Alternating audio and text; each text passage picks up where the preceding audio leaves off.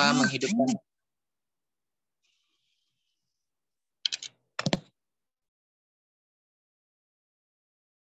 Dimulai ya, Kak?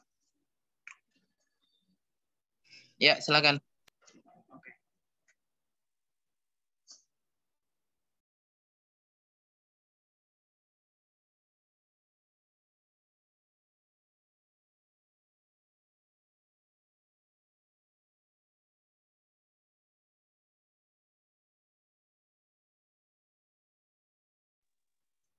Assalamualaikum warahmatullahi wabarakatuh. Merdeka.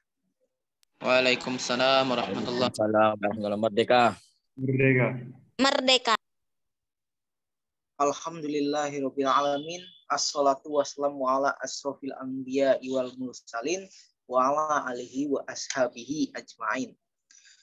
Ashhadu an la ilaha illallah wa asyhadu anna Muhammadar Rasulullah.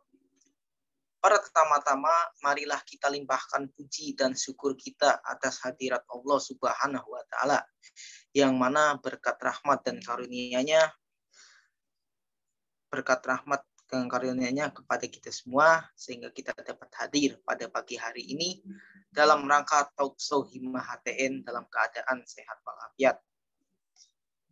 Kemudian, sholawat beserta salam tak lupa kita curahkan atas junjungan kita Nabi Agung Muhammad SAW beserta keluarga, sahabat, dan pengikut sunnah hingga akhir zaman.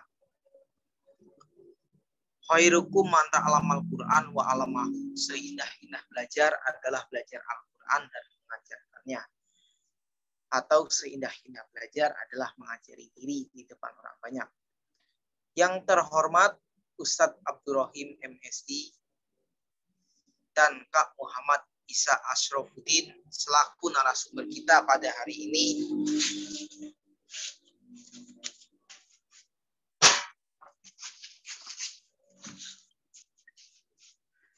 Yang sama-sama kita hormati Kaprodi HTN YAI Al-Aziz Ustazah Ainur Rohmah MA, dan yang saya hormati rekan-rekan panitia dan teman-teman yang saya banggakan. Berikut susunan acara talkshow Himmah HTN yang bertemakan pengimplementasian trias politika dalam sistem demokrasi kampus. Sebelum kita membuka acara ini, harap dinyalakan kameranya karena nanti ada sistem ada pemotretan. Jadi baik, kita sama-sama buka acara talkshow pada pagi hari ini dengan membaca basmalah. Bismillahirrahmanirrahim. Baik, acara berikutnya yaitu doa agar acara ini dapat berjalan dengan lancar tanpa ada halangan suatu apapun. Untuk mengkholifahi doa dimohon kesediaan dari Kak Muhammad Abdul Jabbar. Kepada beliau dipersilahkan. Silakan Kak. Ya, baik, terima kasih MC. Ila hadratin Nabil Mustafa safati Rasulullah sallallahu alaihi wasallam wa ala alihi wa auladihi wa azwajihi wa dzurriyyatihi. Allahumul Fatihah. A'udzu billahi minasyaitonir rajim. Bismillahirrahmanirrahim. Alhamdulillahi rabbil alamin arrahmanir rahim maliki yaumiddin. Iyyaka na'budu wa iyyaka nasta'in. Ihdinas siratal mustaqim. Siratal ladzina an'amta 'alaihim ghairil maghdubi 'alaihim waladdallin. Amin. Wassalam radhiyallahu ta'ala sadatina sabi Rasulillah. Alhamdulillahi rabbil alamin. Hamdan rabbil alamin. Hamdan syakirin, hamdan na'imin, hamdan yuwafi ni'amahu wa yukafi mazidah. Ya Rabbana lakal hamdu kama yanbaghi li jalali wajhikal karim wa 'azimi sultanik. Allahumma shalli wa sallim ala sayyidina Muhammad wa ala ali sayyidina Muhammad. Allahumma ighfir lana dhunubana wa liwalidayna warhamhuma kama rabbayani saghira wa li jami'il muslimina wal muslimat mu'minina wal mu'minat anahya minhum awal innaka ala kulli syai'in qadir. Allahumma taqabbal minna innaka antas sami'un alim wa tub alaina innaka antat tawwabur rahim. Allahumma nas'aluka ridhaka wal jannah wa na'udzu bika min sakhatika wan nar. Allahumma inna nas'aluka salamatan fid din wad dunya wal akhirah wa afiyatan fil jasadina وزيادة في علمنا وبركة في رزقنا وتوبة قبل الموت ورحمة عند الموت ومغفرة بعد الموت اللهم حول علينا في شكرة الموت والنجاة من النار والعفو عند الحساب ربنا ظلمنا أنفسنا وإن لم تغفر لنا وترحمنا لنكونن من الخاسرين والحمد لله رب العالمين. Terima kasih, itu saja. Baik, kita masuk ke acara selanjutnya, yaitu menyanyikan lagu Indonesia Raya 3 stansa. Hadirin dimohon berdiri.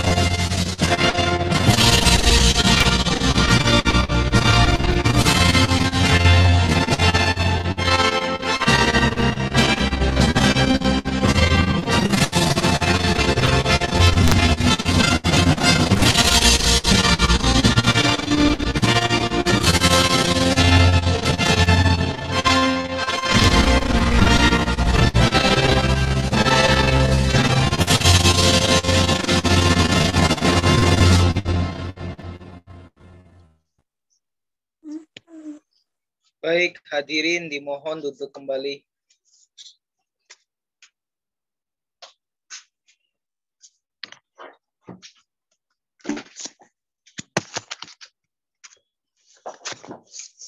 Acara selanjutnya yaitu adalah penyampaian kata sambutan yang akan disampaikan oleh Kaprodi HTN kepada Ibu Dr. Siti Ngainur Rohmah. Dipersilahkan.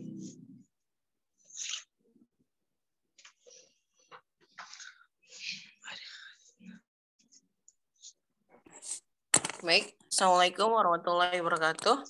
Waalaikumsalam warahmatullahi wabarakatuh. Innal hamdalillah nahmaduhu wa nasta'inuhu wa nastaghfiruh wa na'udzu billahi min shururi anfusina wa min sayyiati a'malina. May yahdihillahu fala mudilla lahu wa may yudlilhu fala hadiyalah. Asyhadu an la ilaha illallah wa asyhadu anna Muhammadan abduhu wa rasuluh. Yang amat berhormat Syekh Az-Zaitun Profesor Dr. A.S. Panji Gumilang beserta keluarga. Yang berhormat Rektor Institut Agama Islam Az-Zaitun Indonesia, Abi Imam Prawoto, SE CRBD MBA. Yang terhormat para Wakil Rektor, para Dekan, para Kaprodi, para pejabat struktural dan non-struktural Institut Agama Islam Az-Zaitun Indonesia. Yang terhormat Bapak Abdurrahim, MSI, yang sudah bersedia menjadi narasumber. Dan juga Muhammad Isa Asrfuddin yang saya sayangi, yang sebentar lagi akan melakukan munakosyah ya. Kak Isa ini sudah selesai skripsinya dan tinggal munakosyah, satu langkah lagi. Alhamdulillah pada saat ini saya sangat senang. Kenapa? Karena akhirnya HIMA HTN akhirnya dapat menyelenggarakan acara. Nah, yang perdana adalah talkshow ya. Karena ini sudah dari awal tahun tuh sebenarnya sudah terbentuk dan sudah diijabah juga oleh YB Rektor. Nah, akan tetapi karena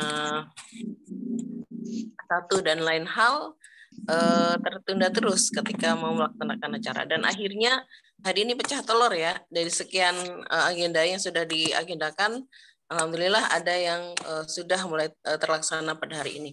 Nah, mudah-mudahan talkshow pada hari ini menjadi awal yang baik untuk kita semua. Kenapa kita harus melakukan kegiatan seperti ini? Karena ini untuk meningkatkan wawasan kalian di luar mata kuliah ya. Kalau di kuliah itu juga sudah banyak, tapi supaya kalian lebih luas lagi wawasannya, maka kita adakan talkshow seperti ini. Dan itu juga bisa mensupport kegiatan akreditasi, karena untuk saat ini akreditasi itu menggunakan 9 standar. Jadi yang dinilai itu bukan hanya dosennya, tapi juga mahasiswanya. Mahasiswa harus aktif, itu. Mahasiswa juga harus berprestasi. Mahasiswa itu harus punya banyak kegiatan juga. Jadi acara talkshow, acara webinar itu merupakan menunjang ada nilainya untuk akreditasi nanti, yaitu mengisi kegiatan akademik di sebuah perguruan tinggi. Seperti itu. Tidak panjang kata, saya ucapkan terima kasih kepada para narasumber. Semoga acara berjalan dengan lancar. Demikian, alhamdulillahirrahmanirrahim. Assalamualaikum warahmatullahi wabarakatuh. Merdeka. Waalaikumsalam warahmatullahi wabarakatuh. Merdeka. Waalaikumsalam merdeka. Waalaikumsalam warahmatullahi wabarakatuh. Merdeka. Baik, berikutnya adalah talkshow yang akan dikomandoi oleh saudara kita yang paling keren, Muhammad Haikal. Kepadanya dipersilakan. Silakan, Kal. Oke, baik. Terima kasih kepada Saudara Bilal selaku MC pada acara talkshow kali ini. Sebelumnya, halo teman-teman semua. Masih pada sehat? Aman? Sehat. Sehat. Oke, teman-teman. Selanjutnya, izinkan saya selaku moderator untuk membawakan acara talkshow pada hari ini. Baik, Talk show hari ini bertema pengimplementasian trias politika dalam dunia demokrasi kampus. Nah, selanjutnya materi hari ini akan kita bahas. Selanjutnya materi hari ini akan dibahas secara langsung oleh narasumber-narasumber kita yang pastinya keren-keren dan ganteng-ganteng, oke? Nah, sebelum kita masuk ke materi, mari kita kenalin dulu nih narasumber-narasumber kita. Nah, narasumber pertama kita ini ada Kak Muhammad Isa. Halo Kak Muhammad Isa. Nah, Kak Muhammad Isa ini selaku Presiden OMI IAI Al-Aziz. Sekarang sudah masuk ke atau ya pokoknya sekarang sudah masuk di masa skripsi ya kayak aman nggak? Oke. Nah, selanjutnya ada narasumber kedua kita. Narasumber kedua ini ada Ustadz Abdul Rahim MSI. Halo Ustadz. Oke. Nah, Ustadz Abdul Rahim ini menjabat sebagai Kepala Bagian Organisasi dan Tata Laksana atau Ortala, Hukum dan Perundang-undangan di Institut Agama Islam Al-Zaitun Indonesia yang menjabat sejak 2017 sampai sekarang. Nah, juga sebagai dosen yang mengajar di IAI Al-Aziz. Nah, selanjutnya saya masuk ya guys. Kalian pasti penasaran kan, apa sih trias politika itu? Nah, apakah di kampus kita ini sudah menerapkan trias politika? Lalu bagaimana mengimplementasikannya dalam kehidupan sehari-hari? Nah, tanpa berlama-lama lagi, langsung aja kita tanyakan kepada narasumber-narasumber kita. Oke, pertama ini kita ada Ustadz Abdul Rahim. Ustadz, ada pertanyaan nih Ustadz. Ya, silakan. Mengapa Institut Agama Islam Al-Zaitun Indonesia memilih konsep trias politika dalam sistem demokrasi kampus, Ustaz? Baik. Suara saya terdengar sampai sana? Dengar. Dengar, Ustaz. Jelas. Dengar ya. Sebentar ini karena saya pakai handphone jadi tidak terlihat muka kalian semua ini. Gimana caranya supaya muka kalian terlihat semua di handphone? Iya, mukanya banyak, Ustaz. Iya. Jadi cara settingnya gimana? Ada yang tahu? Apakah memang kalau di handphone hanya terlihat yang berbicara saja?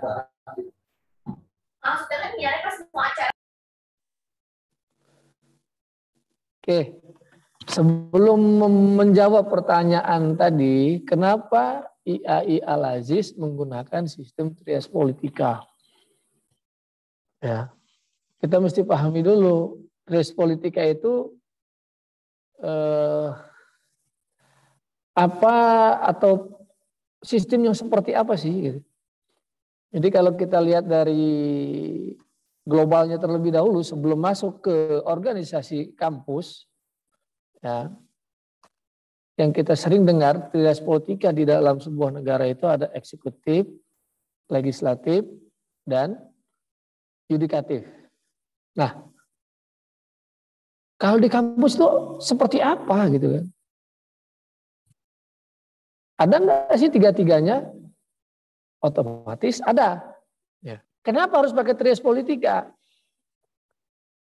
Kalau kita baca sejarah munculnya trias politika itu adalah akibat adanya ketidaksesuaian, akibat adanya ketidakpuasan masyarakat terhadap sistem sebelumnya. Apa sistem sebelumnya? Yakni atau kerajaan yang otoriter. Ketika dengan sistem pemerintahan atau kerajaan yang otoriter, banyak masyarakat yang tidak puas atau tidak terlayani dengan baik. Maka muncullah revolusi-revolusi, perubahan-perubahan, sehingga muncul trias politika. Nah, kalau di perguruan tinggi atau IAI sendiri, apakah ada atau menggunakan? Ya, pertanyaannya adalah, sudah tahukah kalian siapa yang berada di eksekutif? Siapa yang berada di legislatif? Siapa yang ada di yudikatif? Coba, siapa yang tahu?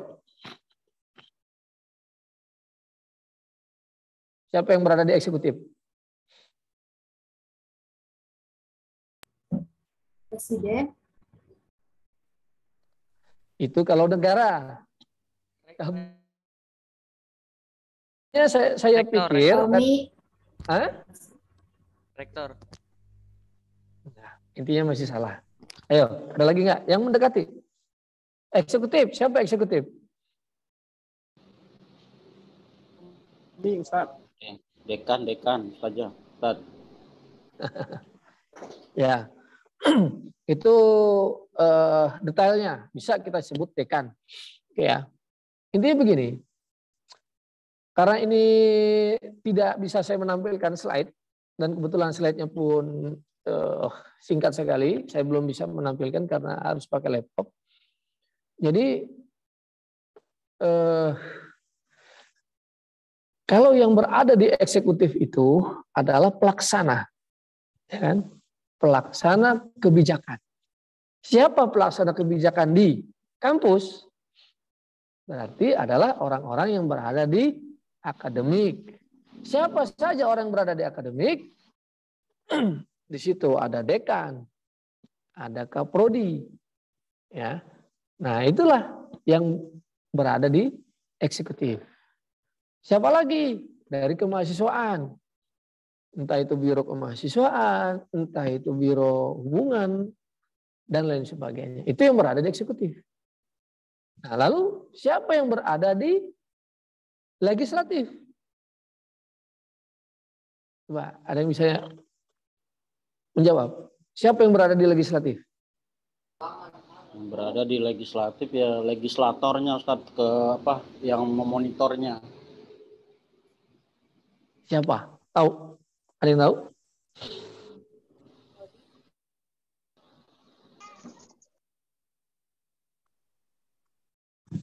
Nah, Para kalau dosen, Ustaz. tidak ada di dalam struktur organisasi perguruan tinggi itu yang namanya penjamin mutu. Di situ ada penjamin mutu internal. Kalau di IAIA Lazis adalah LPMI, Lembaga Penjamin Mutu Internal. Dia yang meng-create standar prosedur. Dia yang meng-create ibarat kalau di pemerintahan itu peraturan perundang-undangan.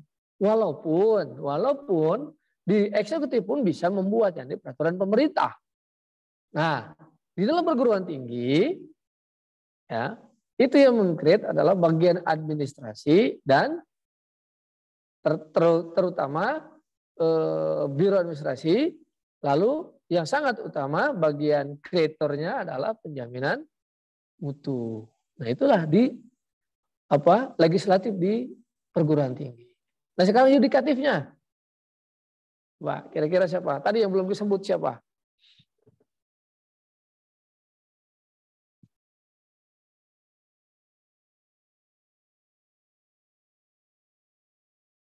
Ada yang bisa jawab?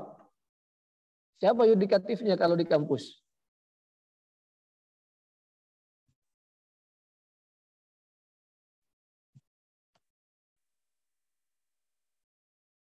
Halo?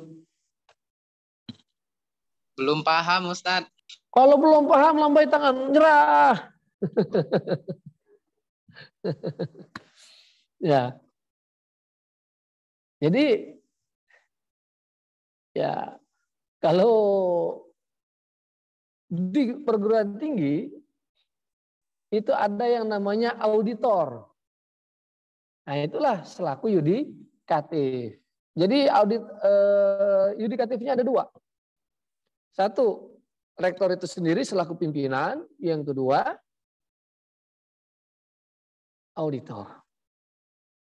Memang kalau secara jabatan, rektor itu bisa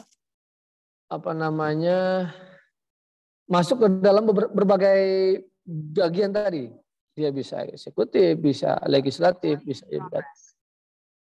Nah, ini saya sudah bisa masuk nih.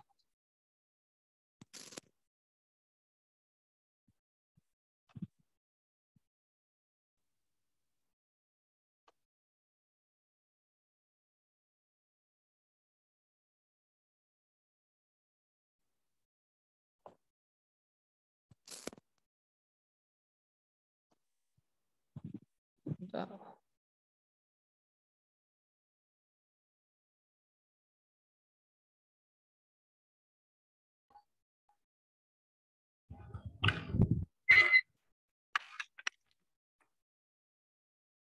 Suara saya terdengar? Terdengar Ustaz. Ya, saya ganti background dulu. Saya pakai baju putih, backgroundnya putih.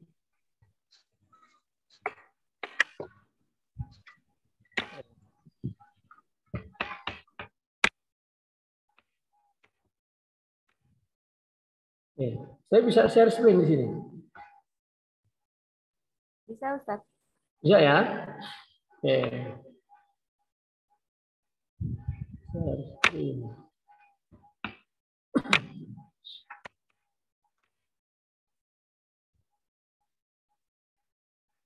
Lihat.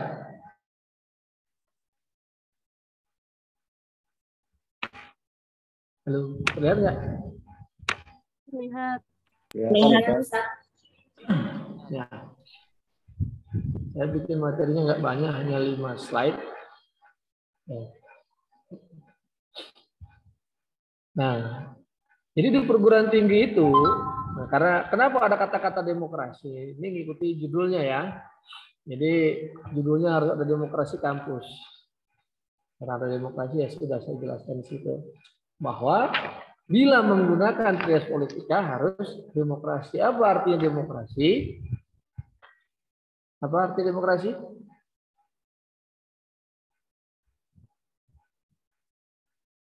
Halo, udah diajarkan dari semester 1 demokrasi. Apa itu demokrasi? Pemerintahan dari rakyat, oleh rakyat, dan untuk rakyat, Ustaz. Nah, itu kalau pemerintah. Kalau kampus bisa nggak begitu? Coba, kira-kira. Ini daripada saya ditanya oleh moderator, saya nanya ke kalian aja. Kira-kira, bisa nggak kampus pakai demokrasi? Bisa. Kalau tadi pengertiannya seperti itu. Bisa, Ustaz. Bisa Ustaz. Bagaimana?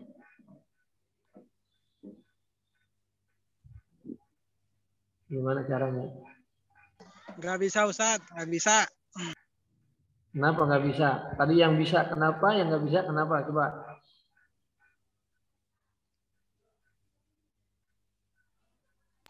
Kalau kampus perguruan tinggi, mahasiswa yang harus mengikuti aturan dari kampus itu. Bukan kampus yang ngikutin mahasiswa, Ustaz. Kalau demokrasi kan pemerintah yang ngikutin rakyat kan, apa maunya rakyat gitu. Itu. Pemerintah Indonesia demokrasi apa tidak? Apa Ustaz? Negara Indonesia itu demokrasi atau tidak?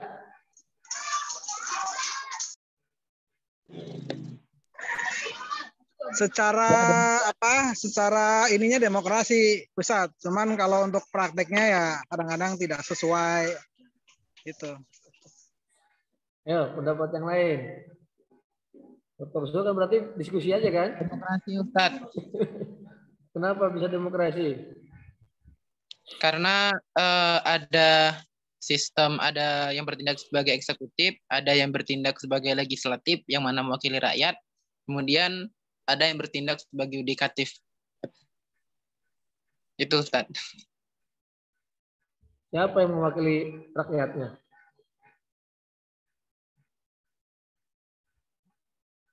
Yang mewakili rakyatnya siapa? Kan kalau di perguruan tinggi kan berarti mahasiswa. Siapa yang mewakili mahasiswa? Omi mungkin Ustaz. Dari Omi mungkin. Ya. Ya nanti tanyakan ke Ominya ya. Apakah dia sudah menjadi anggota legislatif? Eksekutif? Nah, jadi muncul pertanyaan baru buat Omi. Ya. Jadi kenapa IAI harus menggunakan sistem trias politika? Karena memang suatu tuntutan dari pemerintah bahwa yang namanya kampus ada bagian-bagian tersebut. Yang kedua, memang untuk pengurusan kampus itu nggak bisa oleh satu orang sendiri. Contoh kan kalau pemerintahan raja, kebayang kalau kampus dipegang dengan gimana itu? Dan membayang dulu, menghayal dulu, atau membayangkan dulu. Ada kampus dipimpin dengan sistem kerajaan. Artinya nggak ada tuh eksekutif, legislatif, yudikatif. Apa yang terjadi?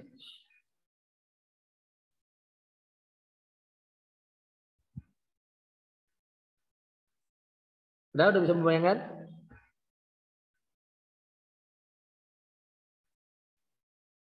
Ya Ustaz. Nah, apa yang terjadi? Otoriter, Ustaz. Seperti?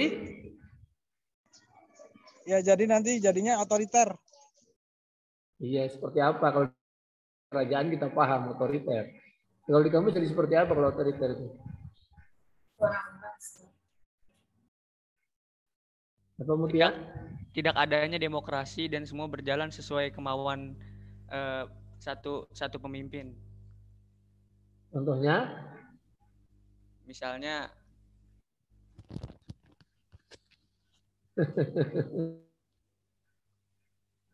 Ayo. Saya peraturan dibuat untuk kepentingan pejabat-pejabat atau pimpinan yang ada.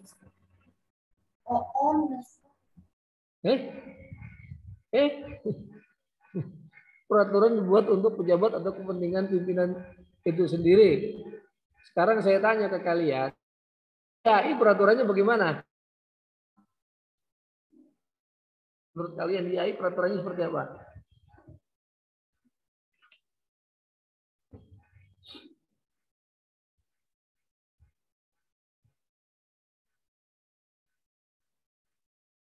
Bingung. Ayo.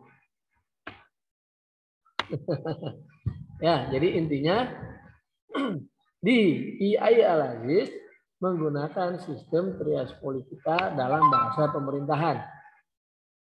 Dalam bahasa kampus, ya mengikuti peraturan pemerintah. Artinya apa? Semua bagian-bagian yang harus ada, kita semua di sini ada. Yang bila dibagi menjadi 3 bagian atau seperti trias politika, ya begitulah bagiannya, seperti yang saya tampilkan di layar. Ya, satu karena tuntutan, yang kedua memang layaknya sebaiknya seperti itu demi bisa berjalannya sebuah organisasi perguruan tinggi. Begitu Haikal. Oke, terima kasih banyak Ustadz. Jadi yang bisa saya tangkap adalah mengapa dalam suatu kampus ini harus ada trias politika.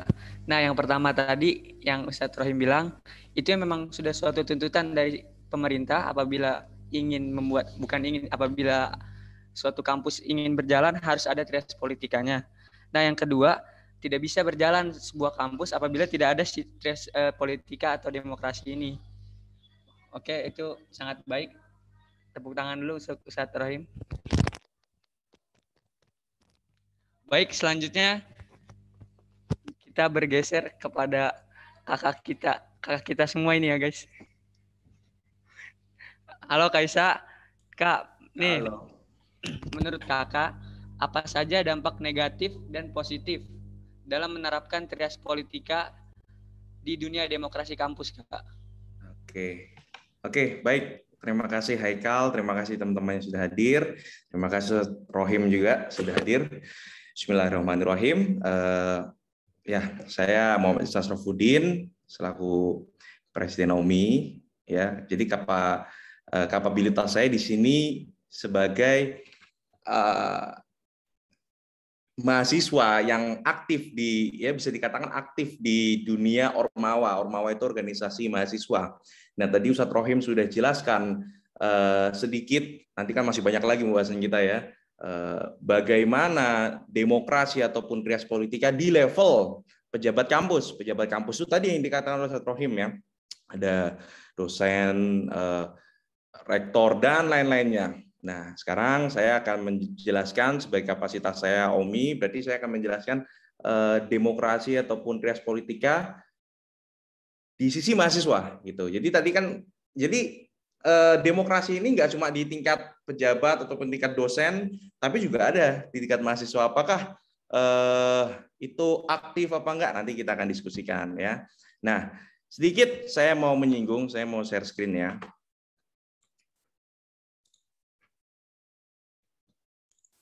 Udah muncul ya? Sudah muncul.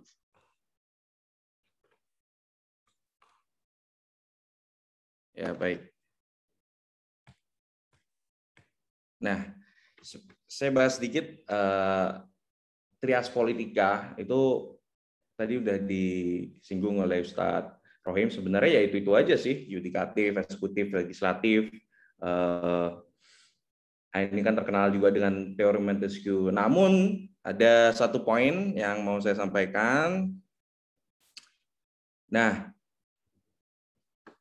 trias politika ini sebenarnya ini adalah untuk spirit of power. Spirit of power itu adalah pemisahan kekuasaan gitu. Kenapa harus dipisahin kekuasaan? Karena kalau sama orang-orangnya, nah ini kan jadi nggak maksimal gitu. Nanti jatuhnya otoriter lagi. Makanya tadi kan dibahas awalnya dari kenapa muncul pemikiran trias politika ini adalah karena sistem kerajaan yang dulu otoriter, akhirnya dibuatlah pemisahan kekuasaan, yaitu ada yudikatif sebagai lembaga yang mengadili, lalu ada legislatif sebagai lembaga yang membuat undang-undang, serta eksekutif sebagai lembaga yang melaksanakan undang-undang. Nah, itu dipisah tuh. Ada 3 itu. Nah, itu orang pun jangan sama. Ya, itu intinya teori Montesquieu itu pemisahan kekuasaan, spirit of power, ya.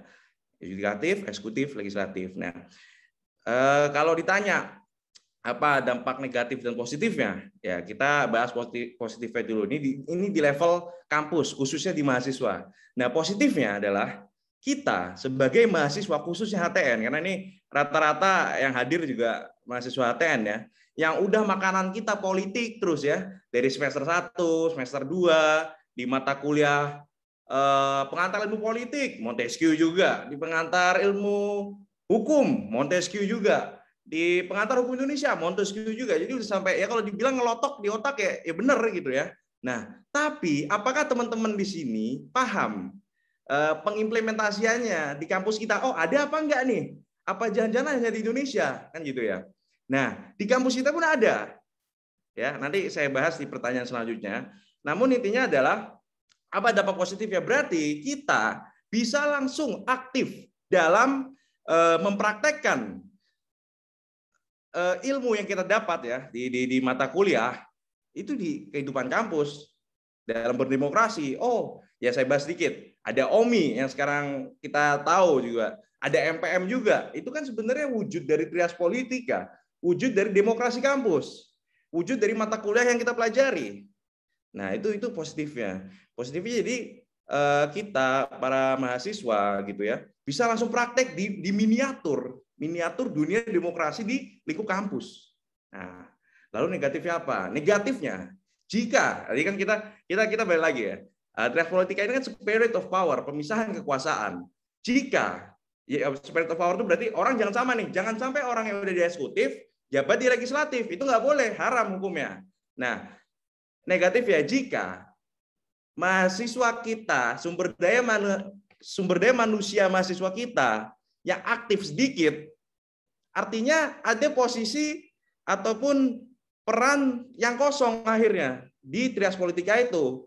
Nah, ini kan berarti tidak menjadikannya trias politika hidup, justru bisa menjadi ketimpangan loh. Kalau ternyata misalnya hanya OMI yang aktif, MPM yang nggak aktif, itu kan jadi timpang nih. Nggak ada namanya check and balances.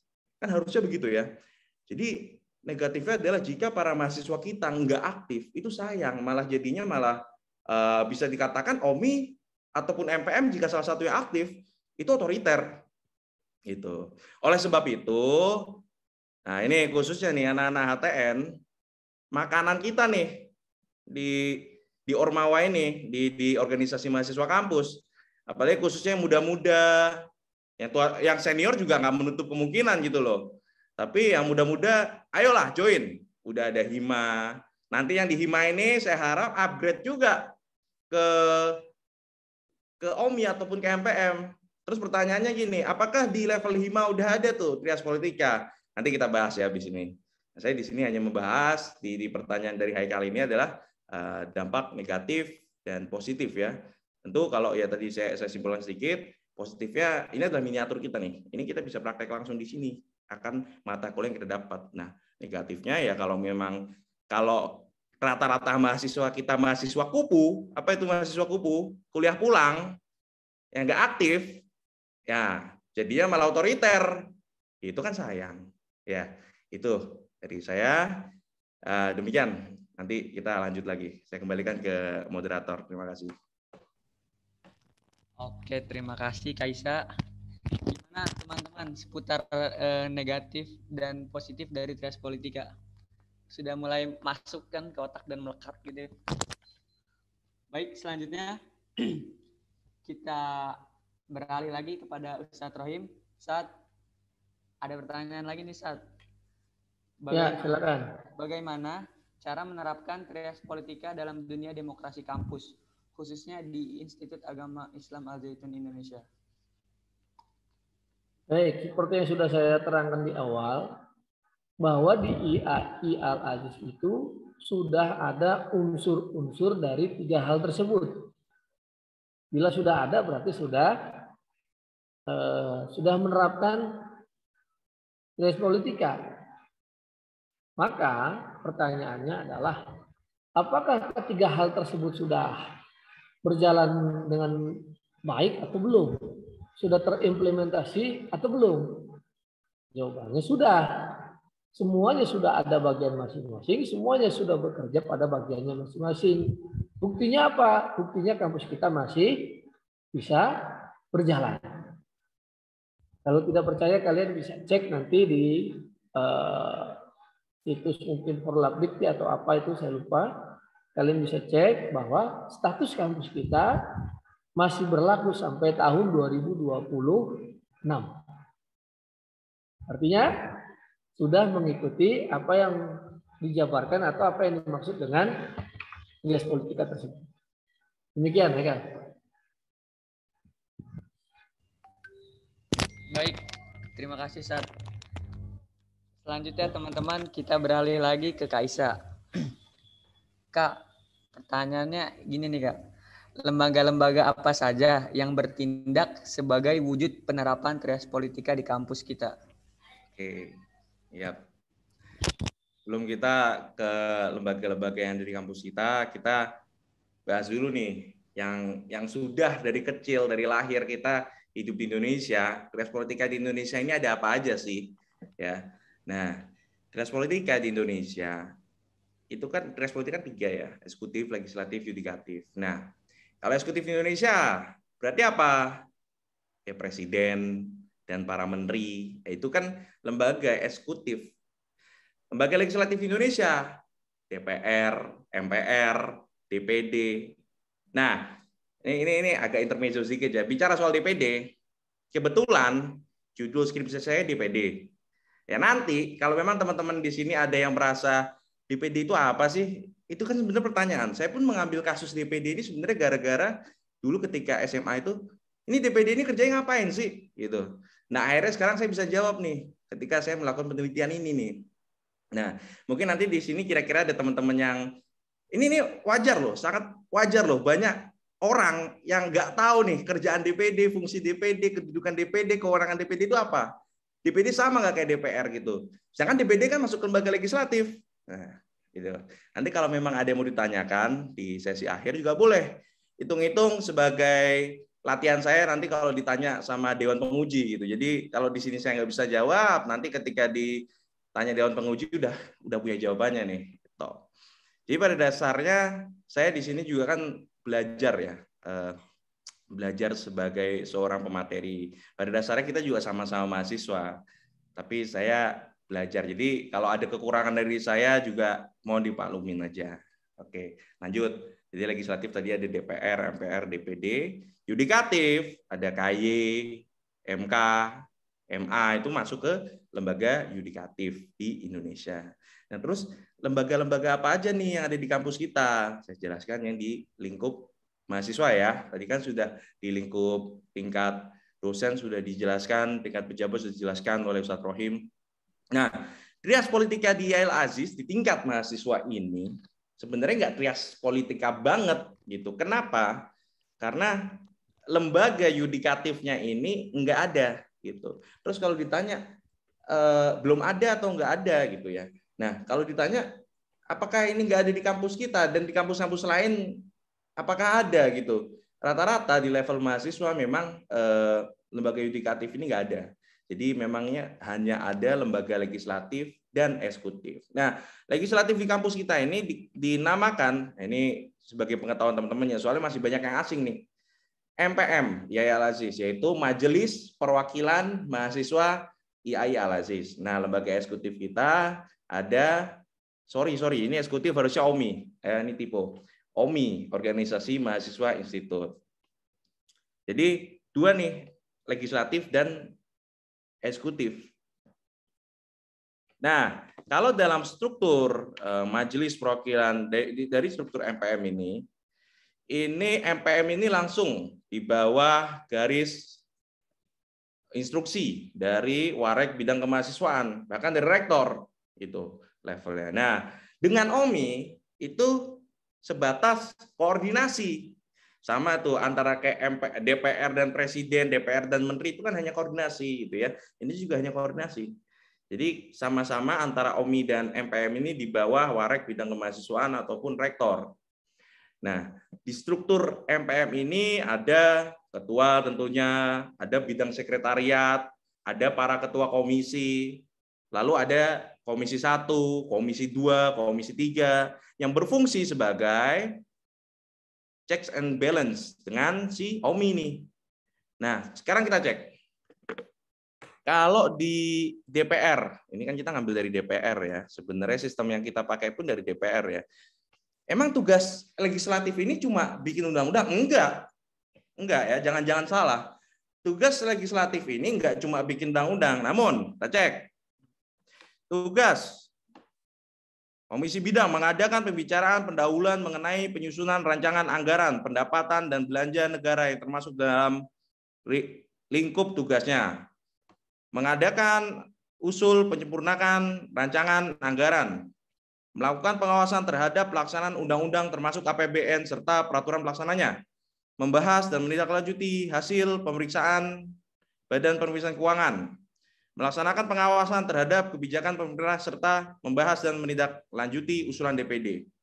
Nah, jadi banyak nih tugasnya si DPD juga. Jadi bukan cuma buat undang-undang ya, ingat ya.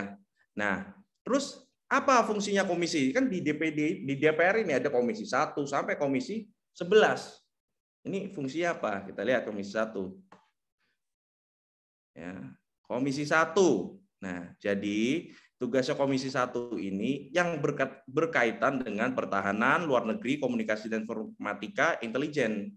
Jadi, eksekutif dan legislatif ini berkoordinasi nih. Berarti kalau di eksekutif pertahanan itu ada Pak Prabowo dari Menhan. Menhan berkoordinasi di DPR dengan Komisi 1. Begitu juga dengan Menlu, Menteri Luar Negeri, Bu Retno. Itu pun berkoordinasi dengan Komisi 1. Terus Menkominfo nih yang lagi viral juga, Pak Joni G. Plate. Itu pun juga berkoordinasi dengan Komisi 1. Jadi tugas dari kita, balik ke PowerPoint kita. Tugas-tugas dari kayak sini ada Komisi 1, Komisi 2, Komisi 3-nya MPM ini berkoordinasi dengan para menteri-menterinya OMI gitu. Kita lihat, wewenang MPM melakukan koordinasi dengan Senat, mahasiswa fakultas. Ini SEMA ini di level kita belum ada, makanya nggak saya bahas ya. Menyelenggarakan musyawarah sebagai wujud kedaulatan tertinggi organisasi mahasiswa. Organisasi mahasiswa ini di level kita singkat Ormawa ya. Jadi saya nanti penggunaan istilah Ormawa ya. Meminta progress report OMI atas pelaksanaan program kerjanya. Jadi OMI ini melaporkan program kerjanya ke MPM. Jadi kan itu, makanya kan nggak mungkin dong kalau orangnya udah saya udah di OMI, di MPM juga kan itu nggak mungkin. Jadi nggak efektif ya. Nah, di sini dikatakan sebagai badan normatif dan perwakilan tertinggi lembaga mahasiswa. Menyampaikan pertanggungjawaban kepada mahasiswa dalam sidang paripurna. Jadi di MPM ini ada sidang paripurna juga, menyampaikannya ya ke mahasiswa juga karena MPM ini sebagai legislatifnya, perwakilan dari mahasiswa. Nah, nih, sebagai subsistem kelembagaan non-struktural tingkat institut, MPM Yai Al-Aziz bertanggung jawab kepada Rektor Yai Al-Aziz, Warek Bidang Mahasiswaan, Senat Mahasiswa Fakultas bertanggung jawab kepada Dekan, Wakil Dekan Bidang Kemahasiswaan. Nah, kalau Senat ini levelnya legislatif di fakultas, namun karena belum ada jadi tidak saya bahas. Ya, di sini ada tugasnya juga. Lalu kalau OMI,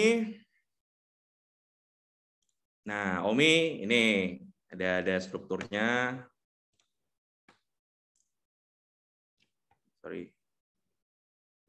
Ada macam-macam ini. Nah, ini masing-masing berkoordinasi dengan si Komisi 1, Komisi 2, Komisi 3 terkait dengan program kerja, anggaran. Begitu juga ada ADART. Tentunya MPM ini ADART yang kita mainkan. Jadi undang-undangnya ya ADART ini gitu. Ya. Fungsinya ya sama aja, bedanya ya ini sebagai pelaksana eksekutif. Malah mungkin teman-teman lebih paham nih kalau pelaksana eksekutif di negara yang di Indonesia ya diimplementasikannya di level kampus ya di OMI ini. Oke. Baik, itu dikembalikan ke Haikal. Baik, terima kasih Kaisa. Nah, selanjutnya kita beralih ke Ustadz Rohim. Ustadz. Ya, silakan. Menurut Ustadz, apakah sistem trias politika dalam demokrasi kampus kita sudah sempurna sesuai yang diharapkan atau belum? Jika belum, kekurangannya ini dalam hal apa, Ustadz? Baik. Di kampus kita sudah apa tadi? Sempurna. Sempurna ya. Belum. Di kampus kita belum sempurna. Kenapa belum sempurna? Karena semua kita belajar. Di IAI ini, dia sebagai dosen, dia juga sebagai pejabat. Maka tidak bisa sempurna. Kalau mau sempurna, dosen ya dosen, pejabat ya pejabat. Kalau mau dua-duanya, itu ada pembatasan kerja. Ya, nanti kalian akan pahami ketika sudah masuk ke dunia pendidikan. Berapa yang harus dikerjakan sebagai dosen dan berapa yang harus dikerjakan sebagai pejabat. Itu kalau mau dua-duanya. Kalau mau sempurna, jangan dua-duanya. Ya. Kecuali masuk dalam ranah bidang tertentu yang harus dia pejabat, dia juga dosen. Tapi tadi kembali lagi ke pembagian dari tugasnya. Tugasnya harus dibatasi. Tugas apa yang dibatasi? Otomatis tugas mengajar bila dia jadi pejabat. Tidak bisa banyak. Kenapa? Karena kalau banyak, otomatis kerjaan sebagai pejabat tidak akan maksimal. Jadi kalau ditanya, apakah trias politika di IAI Al-Aziz sudah sempurna? Belum. Kenapa? Karena tadi masih semua dikerjakan oleh dosen itu sendiri. Ya. Itu Haikal. Oke Ustadz. Ini belum beralih ya Ustadz. Ada satu lagi nih Ustadz.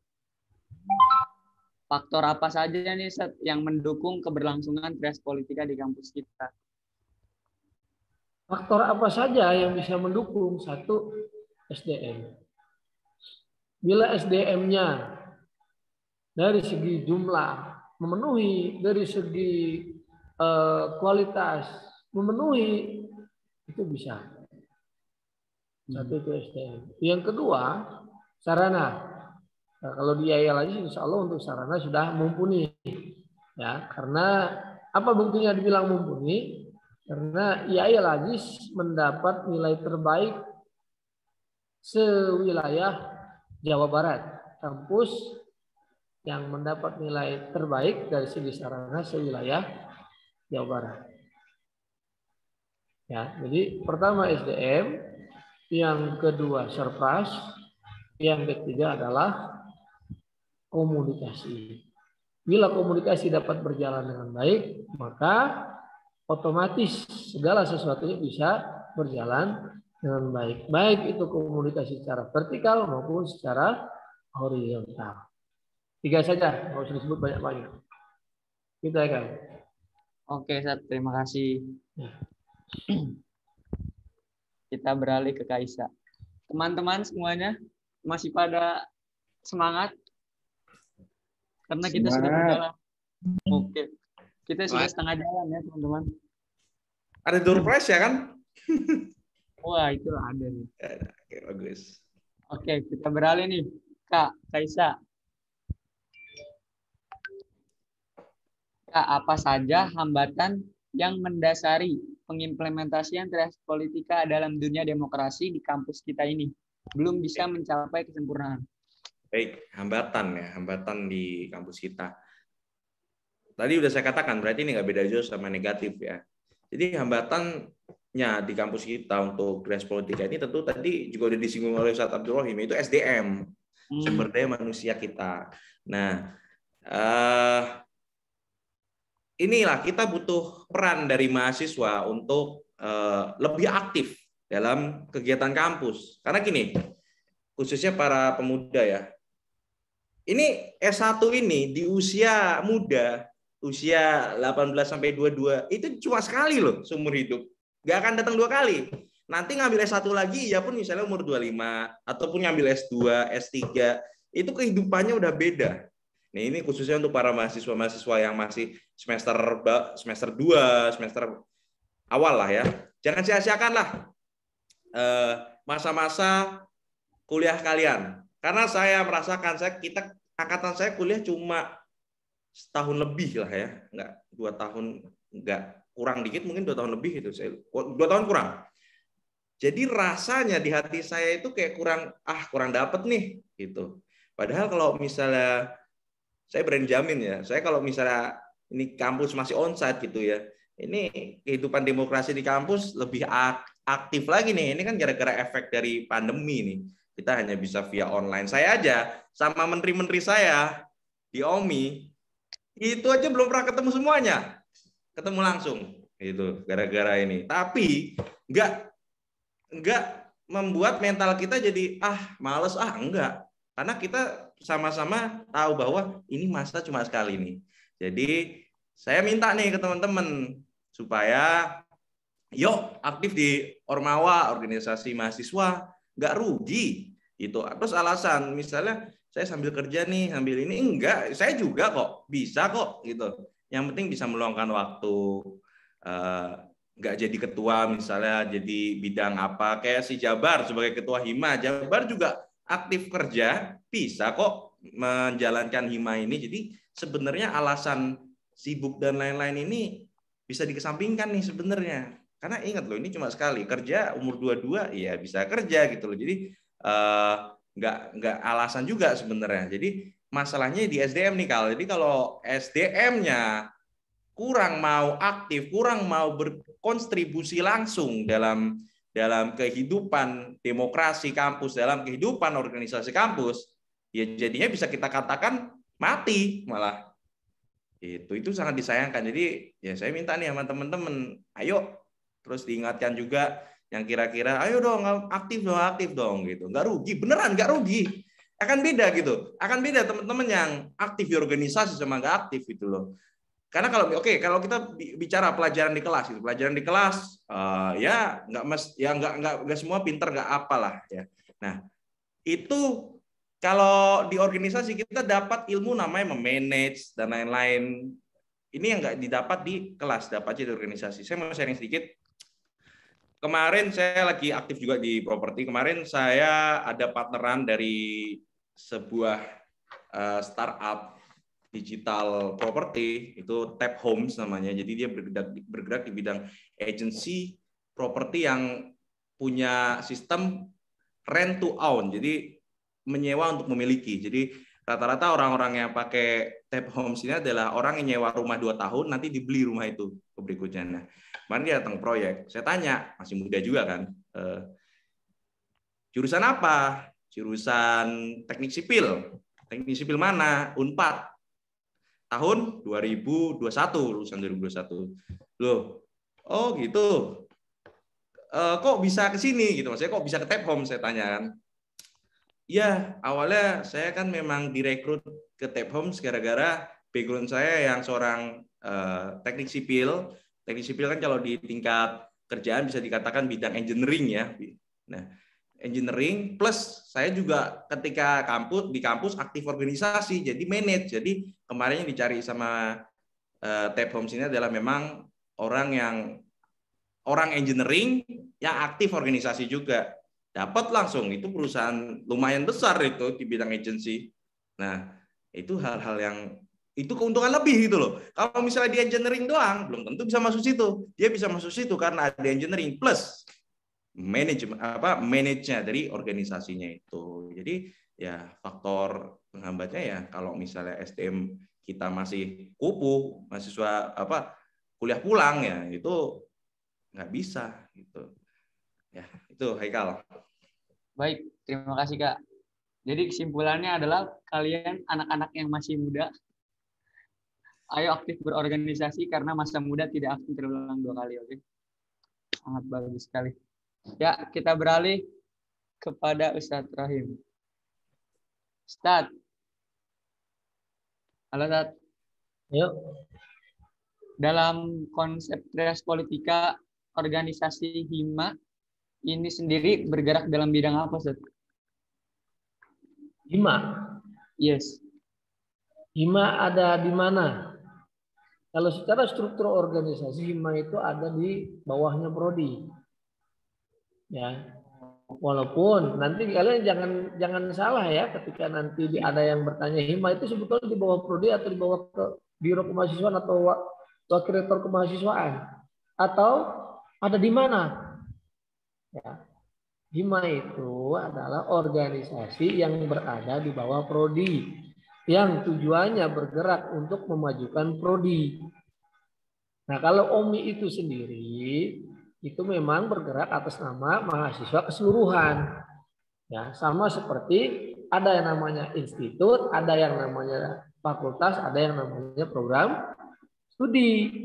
Nah, OMI itu atas nama institut, HIMA atas nama Prodi. Jadi HIMA berada langsung di bawah Prodi. Begitu ya Kak. Oke, Ustaz. Sangat jelas sekali. Terima kasih, Ustaz. Kita beralih ke Kaisar lagi, Kak.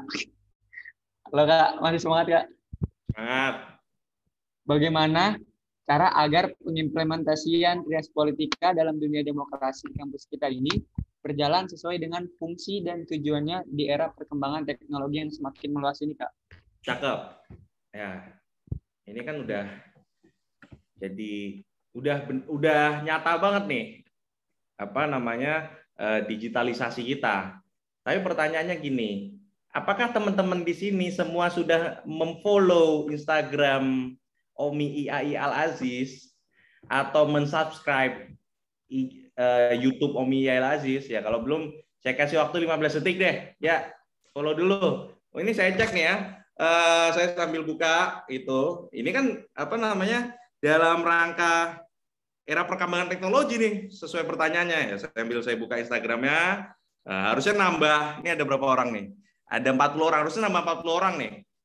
Ya, ayo. Saya sebenarnya juga agak berpikir nih. Kita alumni plus mahasiswa ini harusnya kurang lebih udah 1000 ya. Namun yang baru nge-follow Instagram kita baru 600, itu kan sangat disayangkan.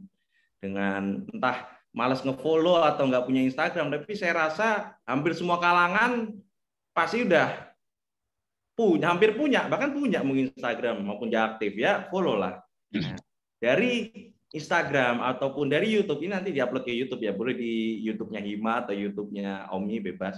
Nah, dari Instagram, dari YouTube, ini kan teman-teman bisa ngelihat nih activity dari para mahasiswa, bagaimana nih mahasiswa IAI Al-Aziz ini bergerak, bagaimana.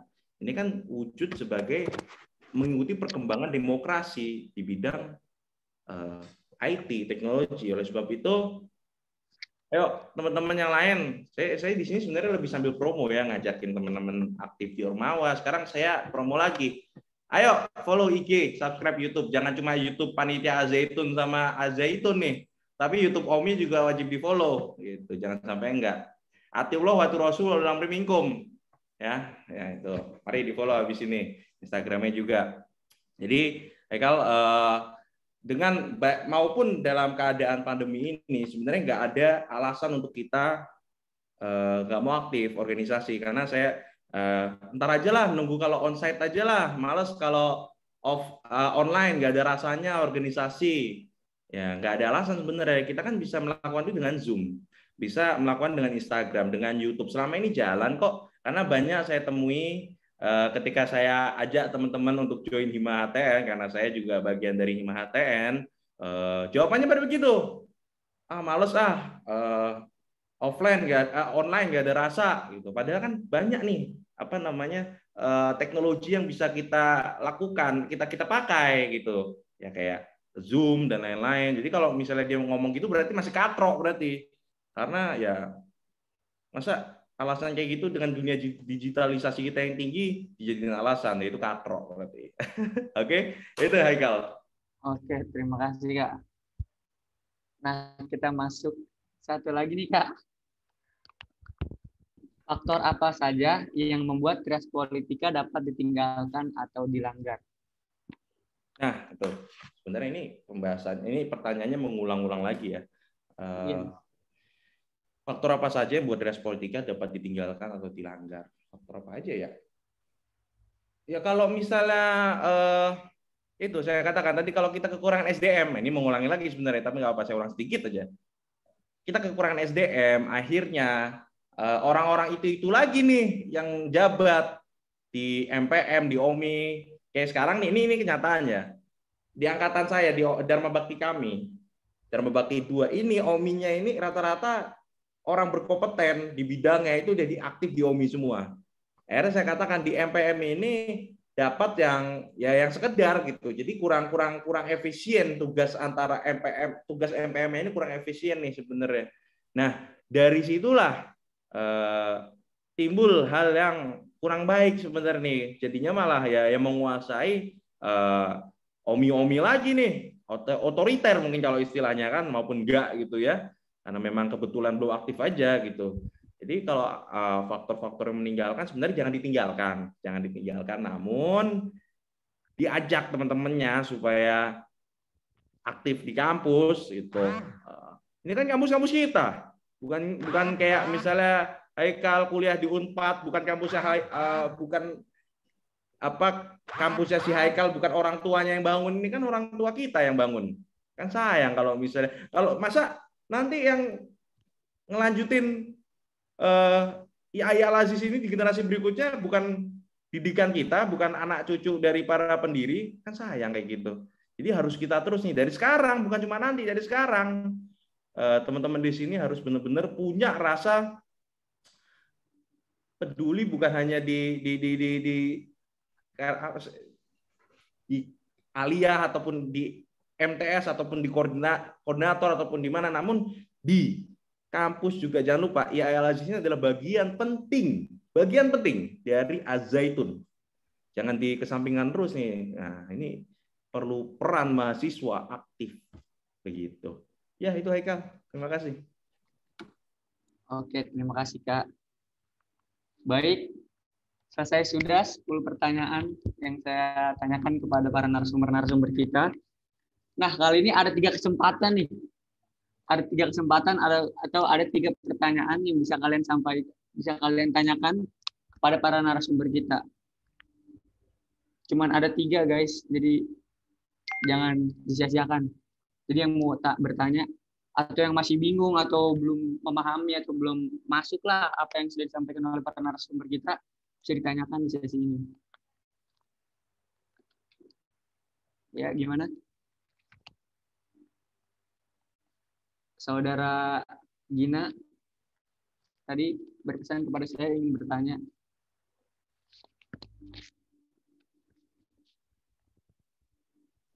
Kalau tadi mau nanyanya seputar DPD, intermezzo DPD, ya boleh nih ya. Sekalian ngelatih saya juga memanfaatkan kesempatan nih. Tapi kalau enggak juga nggak apa-apa.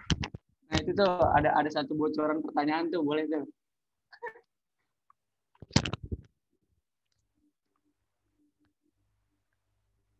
Teman-teman seperjuangan.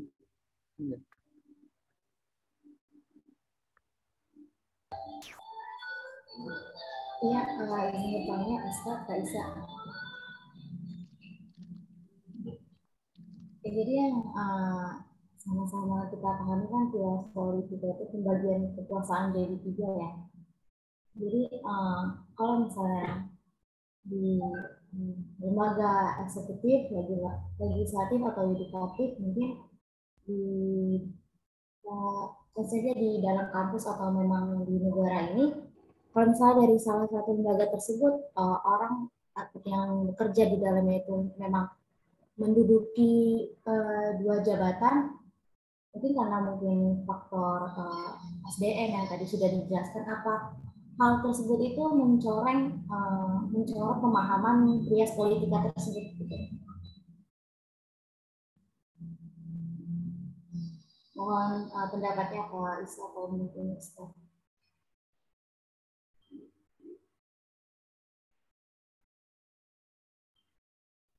Ekal, boleh diulangi tadi pertanyaannya gimana sedikit? Sorry. Kamu Tia, tolong diulang pertanyaannya. Iya, yang tadi sudah dijelaskan yang sama-sama kita pahami kan, trias politika itu yang saya pahami kan pembagian kekuasaan menjadi 3 kekuasaan gitu ya. Ada eksekutif, legislatif maupun yudikatif.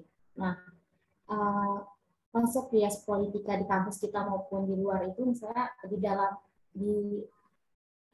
orang-orang yang menjabat di dalam lembaga tersebut menduduki 2 jabatan, tapi mungkin ada faktor di balik hal tersebut misalnya yang tadi sudah dijelaskan, karena faktor memang sumber daya manusianya kurang atau memang ya kurang orangnya atau memang kurang berkualitas orangnya. Jadi apakah hal tersebut itu mencoret atau mencoreng pemahaman trias politika itu sendiri? Gitu? Oh iya, baik. Saya coba jawab dulu ya.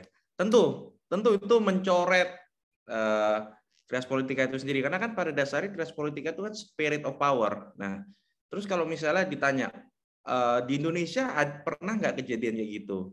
Sepengetahuan saya, mungkin nanti bisa ditambahkan Ustaz Rohim, sepengetahuan saya, sama-sama belajar ya, hal itu kayaknya nggak pernah terjadi karena memang ya mau di era Pak Harto, ketua MPR siapa, mau di era Pak SBY dan lain-lain, itu hal yang sangat setahu saya nggak masuk akal gitu, maksudnya bukannya masuk akal, maksudnya nggak bisa dilakukan gitu karena itu sudah melanggar dari pemahaman trias politika.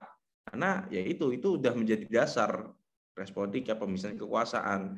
Jangan sampai orang yang sama menjabat di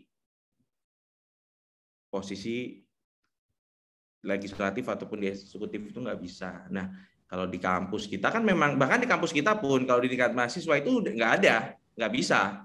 Maupun misalnya orang yang nggak berkompeten di bidangnya, ya nggak apa-apa. Intinya jangan sampai orang OMI jadi MPM, itu nggak boleh karena sudah keluar dari fitroh loh ini, fitrohnya spirit of power, teorinya Montesquieu, trias politika, gitu Mutia. Gitu, Ustaz Rohim mungkin. Gimana Ustaz Sohim ingin menambahkan?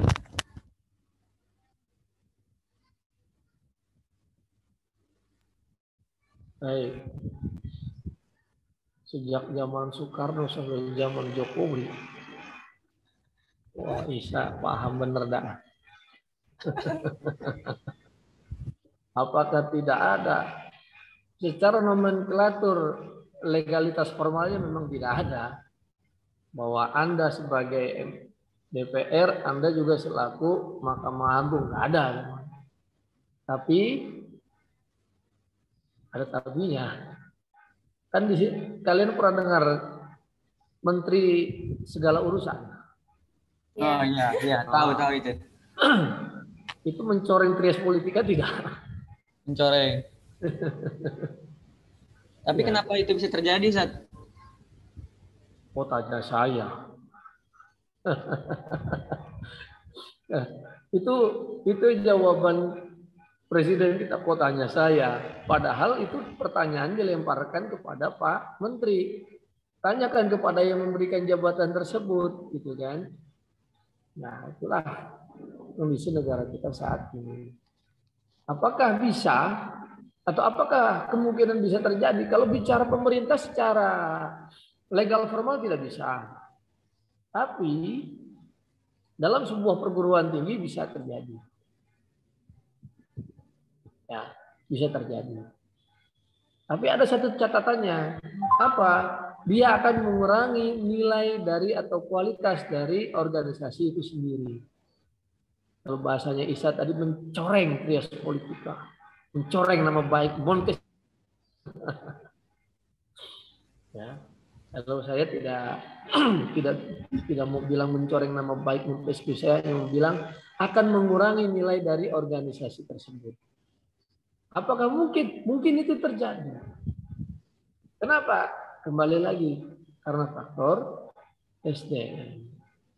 Nggak mungkin dalam sebuah perguruan tinggi ya menetapkan seseorang yang tidak paham atas kerjaannya.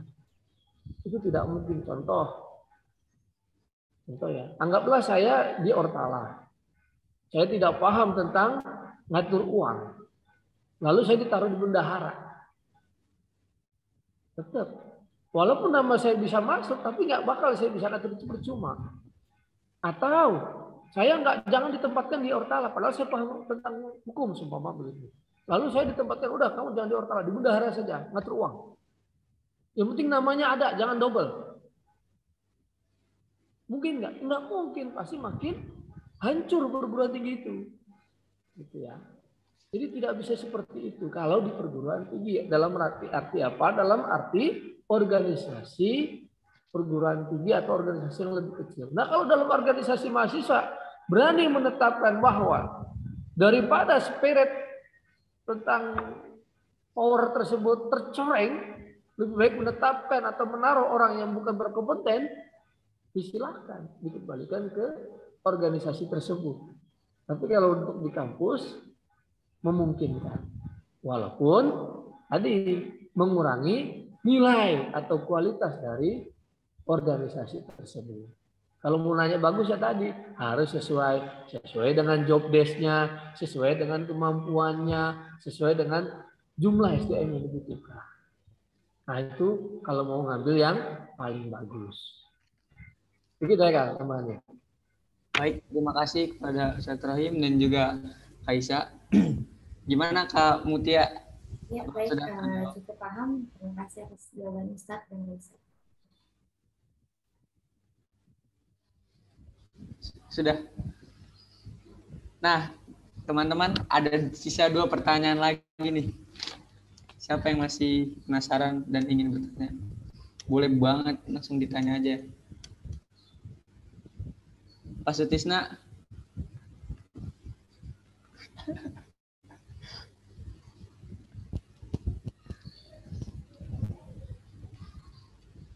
Atau Pak Wahidun nih, Pak Wahidun.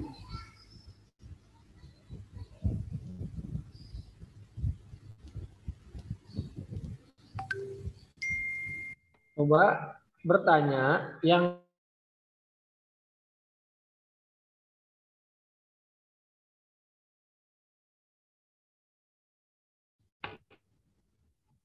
ada yang ingin bertanya seputar DPD enggak, teman-teman? Atau kalau saya yang bertanya boleh?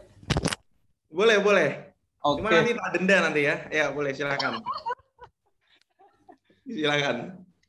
Sejujurnya saya pribadi juga penasaran, Mas Isa, Kaisa. Peran DPD itu apa sih? Coba tolong dijelaskan. Oke, ya ini intermezzo ya. Karena ini wajar banget banyak. Saya nanya orang-orang pun DPD apaan ya? DPD apaan ya? Itu banyak sekali. Kan yang kelihatan kan